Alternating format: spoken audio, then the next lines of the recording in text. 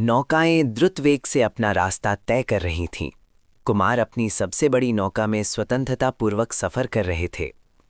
उनकी रिद्धि सिद्धि, उनका परिवार, उनके नौकर चाकर और उनकी शान शौकत देखकर धवल सेठ को मन ही मन भीषण परिताप होने लगा। उसके हृदय में बड़े जोरों से ईर्ष्याग्नि धधक उठी। वह अपने मन में कहने लगा, इसने मेरी 500 नौकाओं में से आधी नौकाएं बटा लीं। खाली हाथ आया था और इस समय इतनी बड़ी संपत्ति का अधिकारी बन बैठा है। देवांगना जैसी 2 स्त्रियां भी इसे मिल गईं। चिंता की कोई बात नहीं, अभी घर थोड़े ही पहुंच गया है। मैं भी देखूंगा कि ये सारी संपत्ति लेकर किस प्रकार घर पहुंचता है। यदि मैं इसे समुद्र में धकेल दूं तो इसकी ये सारी संपत्ति और दोनों स्त्रियां अनायास ही मेरे हाथ में आ सकती हैं। किसकी सामर्थ्य है जो मेरे इस कार्य में बाधा दे सके। इस प्रकार मन में पापपूर्ण विचार उत्पन्न होने पर धवल सेठ को अधिकाधिक संताप होने लगा। अब तक वो केवल ईर्ष्याग्नि से ही जल रहा था, किंतु अब कुमार की रूपवती स्त्रियों को अपनाने का विचार चित्त में आने से वो कामाग्नि से भी जलने लगा। न उसे दिन में चैन पड़ती थी, न रात में नींद आती थी। सदा वह ठंडी आहें भरा करता था और मन की बात कार्य रूप में परिणत न करने के कारण दिन व दिन दुर्बल होता जाता था। धवल सेठ की नौकाओं पर जितने मनुष्य थे, उनमें उसके 4 मित्र थे। उनके साथ धवल सेठ की घनिष्ठता थी। वे चारों धवल सेठ से पूरी मित्रता रखते थे। धवल सेठ को दिन प्रतिदिन दुर्बल होते देखकर उन्होंने एक दिन पूछा, आप इस प्रकार दुर्बल क्यों हो रहे हैं? क्या आपको कोई रोग हुआ है या कोई चिंता लगी है? जो हाल हो हमसे कहिए, हम उसका उपचार करें। धवल सेठ ने अब कोई बात छिपाना उचित न समझा। चारों मित्रों से उसका दिल भी खूब मिला हुआ था, अतएव उसने लज्जा छोड़कर मन की सब बातें उन लोगों को कह सुनाई। धवल की बातें सुन चारों को बहुत ही आश्चर्य हुआ। वे कहने लगे, ऐसे पाप विचारों को हृदय में स्थान देना भी उचित नहीं। कुमार जैसे सज्जन पुरुष का नाश कैसे किया जा सकता है? पर स्त्री का तो विचार भी चित्त में ना आने देना चाहिए, इसलिए इन विचारों को सदा के लिए हृदय से निकाल दीजिए। कुमार थे तो आज आप जीवित हैं, कुमार ना होते तो आज आपकी ना जाने क्या अवस्था हुई होती। आपको तो आजन्म इनके ऋणी रहना चाहिए, उनका हित चिंतन करना चाहिए। सौभाग्यवश उन्हें धन और स्त्रियों की प्राप्ति हुई है। इसमें आपके लिए संताप का कौन सा विषय है? आपको तो इसके लिए प्रसन्न ही होना चाहिए। यदि आप हमारी बात न मानकर कुमार का अनिष्ट चिंतन करेंगे तो ये अच्छी तरह स्मरण रखिए कि आपको लेने के देने पड़ जाएंगे। धवल सेठ को ये उपदेश दे 4 में से 3 तो अपने अपने स्थान को चले गए, किंतु एक मित्र वहीं बैठा रहा। वो कुछ नीच प्रकृति का मनुष्य था। सबके सामने तो उसने सबकी हाँ में हाँ मिला दी थी, किंतु एकांत मिलते ही धवल सेठ को उल्टा पाठ पढ़ाने लगा। उसने कहा, इन तीनों की बातें ध्यान देने योग्य नहीं है। बिना पाप किए धन की प्राप्ति नहीं होती। पहले पाप से धन प्राप्त करना चाहिए, फिर धन से पाप मुक्त हो सकता है। इसलिए मेरी तो यही सलाह है कि जैसे हो वैसे आपको अपना काम पूरा करना चाहिए। इसका सबसे बढ़िया उपाय ये है कि कुमार को मीठी मीठी बातों से फंसाइए, उससे घनिष्ठता बढ़ाइए। जब वो बातों में आ जाए तब मौका देखकर उसका काम तमाम कर दीजिए।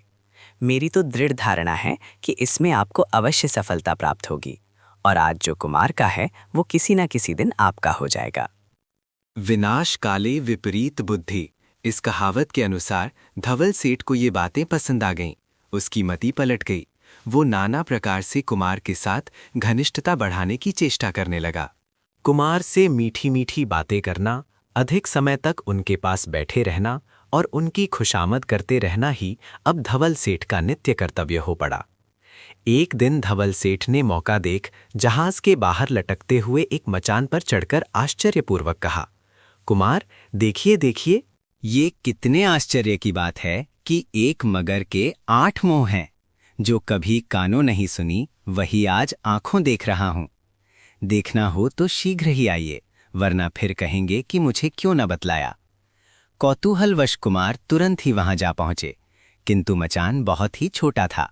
उस पर एक साथ 2 आदमी बैठे या खड़े नहीं हो सकते थे, इसलिए धवल सेठ उस पर से उतर पड़ा। मचान खाली पाते ही कुमार उस पर चढ़ गए। इस ओर धवल सेठ और उसका कपटी मित्र दोनों तैयार खड़े थे। ज्यों ही कुमार ने मचान पर पैर रखा, त्यों ही उन दोनों ने दोनों ओर से मचान की रस्सियां काट दी। कुमार श्रीपाल उसी समय अथाह सागर में जा पड़े। समुद्र में गिरते ही कुमार ने नवपथ का ध्यान किया। उत्तम पुरुष आपत्ति काल में अपने इष्ट देव को ही स्मरण करते हैं। नवपथ का स्मरण करते ही एक मगर ने श्रीपाल को अपनी पीठ पर चढ़ाकर समुद्र तट पर पहुंचा दिया। हाथ में बंधी हुई जलतरणी जड़ी और सिद्ध चक्र के प्रताप से कुमार को कुछ भी तकलीफ न हुई। मगर ने कुमार को जिस तट पर उतारा था वो कोंकण देश का किनारा था। समुद्र तट से कुछ ही दूर चलने पर कुमार को एक जंगल मिला।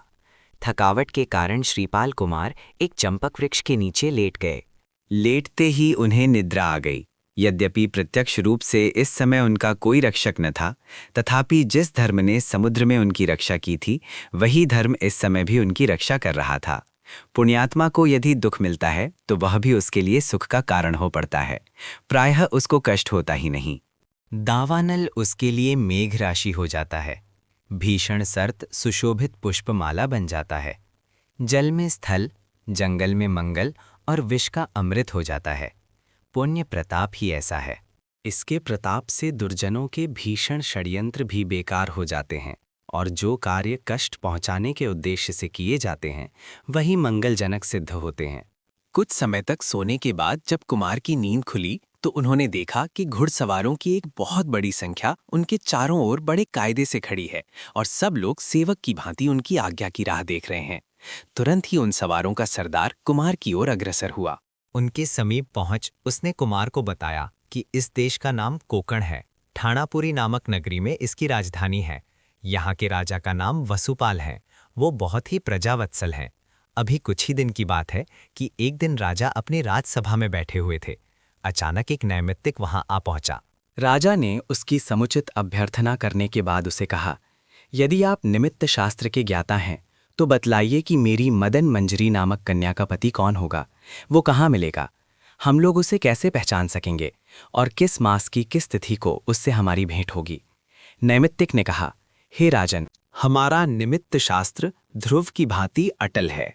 सुनिए, वैशाख शुक्ला दशमी के दिन 2.5 प्रहर दिन चढ़ने पर समुद्र के तट पर यदि आप खोज करेंगे तो कन्या के पति से आपकी अवश्य भेंट हो जाएगी।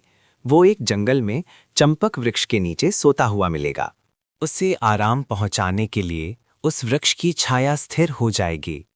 नैमित्तिक की इस बात पर राजा को विश्वास न हुआ। वे कहने लगे कि ये केवली थोड़े ही है जो इस प्रकार सब बातें बतलाता है। इस प्रकार संशयशील होने पर भी नैमित्तिक की बात में कहाँ तक सत्यता है, यह जानने के लिए उन्होंने हम लोगों को यहाँ भेजा है। हम देखते हैं कि नैमित्तिक ने एक भी बात झूठ न कही थी। अब आपसे हमारी यही प्रार्थना है कि कृपया आप हमारे साथ चलिए और राजकुमारी का पानी ग्रहण कर राजा की चिंता दूर कीजिए। ये सब बातें श्रीपाल से निवेदन कर सरदार ने एक तेज घोड़ा मंगवाया। श्रीपाल से उस पर बैठ अपने साथ चलने की प्रार्थना की। श्रीपाल को इसमें कोई आपत्ति दिखाई ना दी। वे तुरंत अश्वारूढ़ हो उन लोगों के साथ चल पड़े। वास्तव में कर्म की गति बड़ी विचित्र है। कल जो श्रीपाल समुद्र में पड़े हुए जीवन मरण की समस्या हल कर रहे थे, वही आज राजा के अनुचरों द्वारा सम्मानित होकर उसके अतिथि बनने जा रहे हैं। राजा ने ज्यों ही यह समाचार सुना त्यों ही वह भी अपने परिजनों को साथ ले श्रीपाल का स्वागत करने के लिए सम्मुख आया। रास्ते ही में दोनों की भेंट हो गई। राजा उन्हें आदरपूर्वक अपने नगर में ले आए। नगर निवासी भी श्रीपाल को देखने के लिए उत्सुक हो रहे थे। नगर में उनकी सवारी निकलते ही चारों ओर दर्शकों का समुद्र उमड़ पड़ा। जिसकी दृष्टि श्रीपाल पर पड़ी वही उनके रूप लावण्य और गांभीर्य की प्रशंसा करने लगता। राजा ने बड़े ही सम्मानपूर्वक श्रीपाल के रहने के लिए एक सुंदर महल की व्यवस्था कर दी। पाठकों को स्मरण होगा कि एक नैमित्तिक ने राजा के पहले ही ये सब बातें बता दी थीं। राजा ने तुरंत ही उस नैमित्तिक को बुला भेजा और उससे राजकुमारी के विवाह का मुहूर्त पूछा। नैमित्तिक ने कहा, आज के दिन से बढ़कर कोई उत्तम मुहूर्त नहीं। ये सुनकर राजा ने तुरंत तैयारियां कराईं। उसी दिन श्रीपाल के साथ मदन मंजरी का ब्याह करा दिया। राजा ने दहेज में श्रीपाल को अनेक हाथी घोड़े और वस्त्राभूषण आदि प्रदान किए।